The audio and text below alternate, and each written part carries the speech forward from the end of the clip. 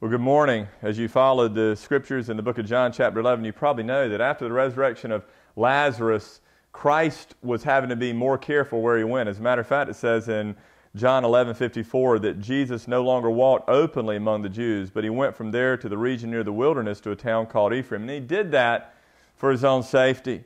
Now in our passage today, we're in John chapter 12, and this is a passage where it tells us that Mary finds Christ reclining at the table, and she took a pound of expensive ointment. This is in John chapter 12, verse 3. And she wiped his feet with her hair, and the house was filled with the fragrance of the perfume.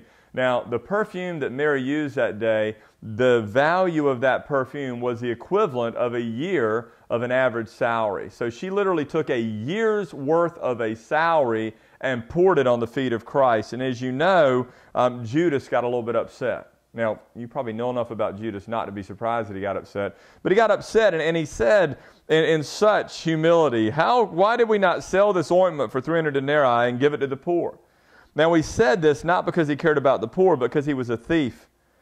And he had charge of the money bag, and he would use the money bag to meet his own needs. And Jesus said, leave her alone, that she may keep it for the day of my burial. For the poor you always have with you, but you do not always have me.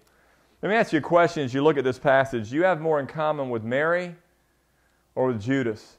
How important is Christ to you? When it comes to tithing, do you gladly bring your tithe, or do you, in a stingy manner, bring your tithe?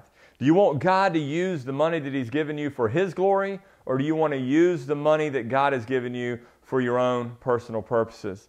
In Luke chapter 12, you have a situation where Christ tells the parable of a rich man. He said, the land of a rich man produced plentifully. And he said to himself, what shall I do to store all my crops? He had so much stuff, he begins to say, I will build larger ones to store my stuff. And then I'll build bigger barns to store all my grain and my goods. And he said, I will say to my soul, soul, you have many goods laid up for many years. Eat, drink, and be merry.